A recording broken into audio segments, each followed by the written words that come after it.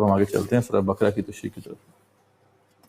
سورہ بقرہ بہت ہی عظیم سورت ہے، اور یہ جو سورت ہے یہ اس کا جو زمانہ نزول بنتا ہے وہ یہ 1 سے 2 ہجری کے درمیان، یعنی جب ہجرت ہو چکی تھی اس کے بعد 2 ہجری رمضان سے پہلے جو حالات تھے مسلمانوں کے اس دوران یہ نازل ہوئی۔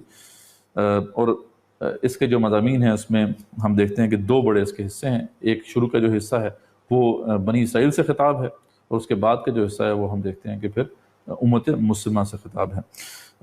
اس کی بڑی فضیلت جو ہے وہ احادیث میں آئی ہے۔ آپ صلی اللہ علیہ وسلم نے خود خاص طور پہ فرمایا سورہ بقرہ کے حوالے سے کہ ہر کسی کی ایک چوٹی ہوتی ہے، کہ لِكُلِّ شَيْءٍ صَنَام، کہ ہر شے کی ایک چوٹی ہوتی ہے۔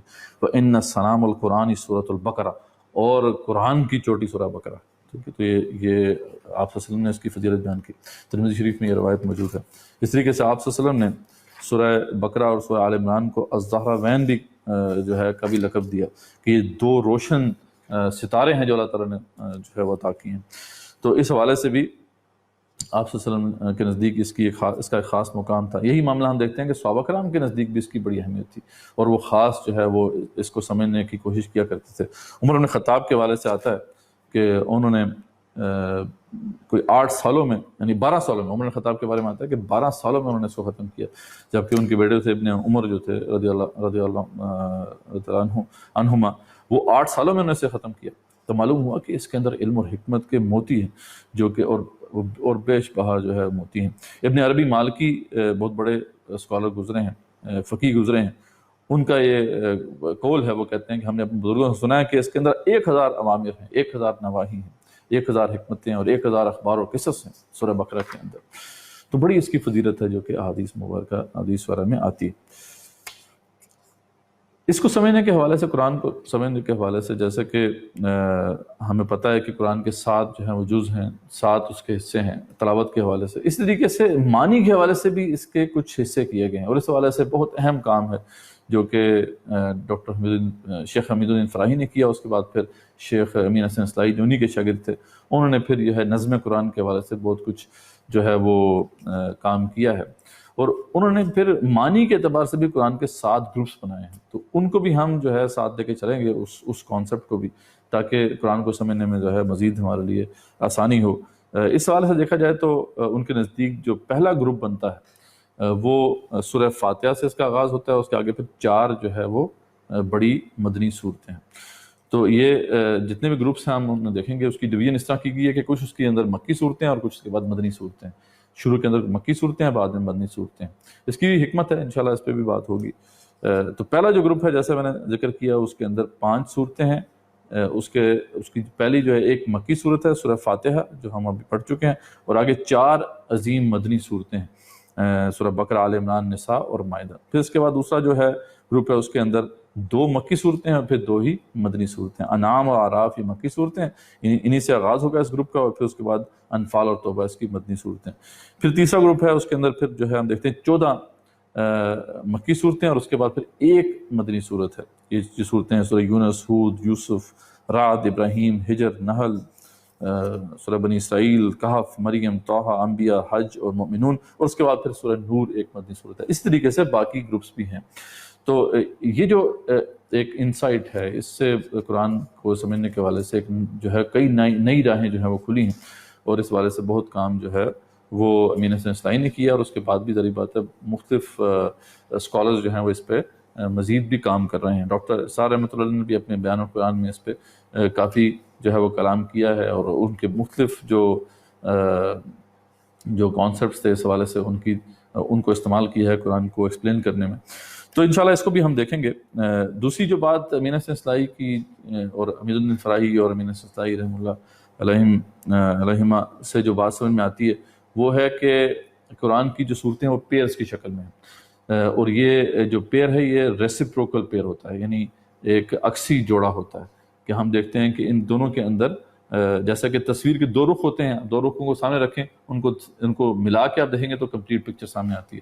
تو یہ بھی قرآن کی ایک بڑی زبردست ایک جو ہے وہ قرآن کا ایک بڑا زبردست اسٹرکچر ہے، جسے آپ سائیکلک اسٹرکچر بھی کہہ سکتے ہیں، رنگ اسٹرکچر بھی کہہ سکتے ہیں، رنگ فارمیشن بھی کہہ سکتے ہیں. آج کل ویسٹ میں بھی اس پہ کافی کام ہو رہا ہے. اگین بیسس وہی ہے جو مین حسن اصلاحی نے اس حوالے سے بات کی یا حمید الدین فراہی نے بات کی، لیکن اس پہ مزید بھی جو ویسٹرن اسکالرز ہیں انہوں نے بھی اس پہ کام کیا. تو یہ جو رنگ سٹرکچر ہے، جو عکسی ترتیب ہے قرآن کی، وہ آپ کو سورہ بقرہ اور سورہ آل عمران میں بتمام و کمال نظر آتی ہے. اور آپ صلی اللہ علیہ وسلم نے جیسا کہ اس کو پیر کی شکل میں بیان کیا کہ الزہرا وین، تو معلوم ہوا کہ یہ بھی اس طرف شاید اشارہ ہے. تو دونوں کا ہم دیکھتے ہیں کہ آغاز الف لام میم سے ہوتا ہے، پھر ہم دیکھتے ہیں آغاز جو ہے قرآن کی عظمت سے ہوتا ہے، اختتام دونوں کا جو ہے صورتوں کا وہ دعا پہ ہوتا ہے. بڑی جامع دعائیں ہیں ان دونوں کے اینڈ میں. پھر ہم دیکھتے ہیں کہ سورہ بقرہ میں سابقہ امت مسلمہ اور اس کے بعد پھر موجودہ امت مسلمہ ان سے خطاب ہے، لیکن اس میں جو بنی اسرائیل کا جو پہلا فیکشن ہے یعنی یہود سے خطاب ہے، اور آل عمران میں ہم دیکھتے ہیں کہ عیسائیوں سے خطاب ہے.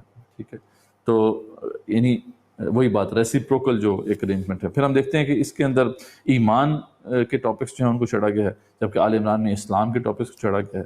اس کے اندر زیادہ جو ذکر ہے انفاق فی سبیل اللہ کا ہے، اور وہاں پہ جہاد فی سبیل اللہ کا ذکر ہے. تو وہی بات کہ دو مختلف رخ ہیں جن کو ملا کر ایک تصویر بنتی ہے. تو یہ اسپیکٹ بھی قرآن کا بہت اہم ہے، اور اس کو بھی ہم اپنے جو ہے اس کو جو بھی تشریح کی بیان کریں گے اس میں مختلف مقامات پہ اس کو بھی ہم مد نظر رکھیں گے. آخری بات اس سے پہلے کہ ہم سورہ بقرہ کا آغاز کریں اس کے ترجمہ و تشریح کا، وہ یہ ہے کہ وہ جو ہسٹوریکل کانٹیکسٹ تھا جس میں یہ صورت نازل ہوئی، وہ ہم دیکھتے ہیں کہ بڑے مشکل حالات تھے مسلمانوں کے لیے.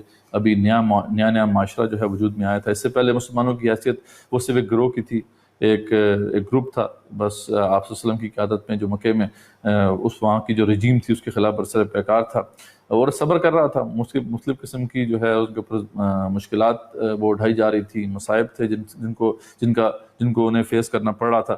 لیکن ہم دیکھتے ہیں کہ اب آخرکار جو ہجرت جب ہوئی تو اللہ تعالیٰ نے ایک تمکن مسلمانوں کو نصیب کر دیا اور ایک اسلامی معاشرہ جو ہے وجود میں آ گیا. تو اب اس معاشرے کو کچھ احکامات کی ضرورت تھی، کچھ انسٹرکشنز کی ضرورت تھی. تو ہم دیکھتے ہیں کہ اس صورت کے اندر آپ کو ایک معاشرتی سطح کے جو احکامات ہیں ان کا ذکر ملتا ہے. اس کے علاوہ بھی بہت سے احکامات ہیں جو کہ نازل ہونا شروع ہو گئے تھے جب ہم دیکھتے ہیں مدنی صورتوں میں.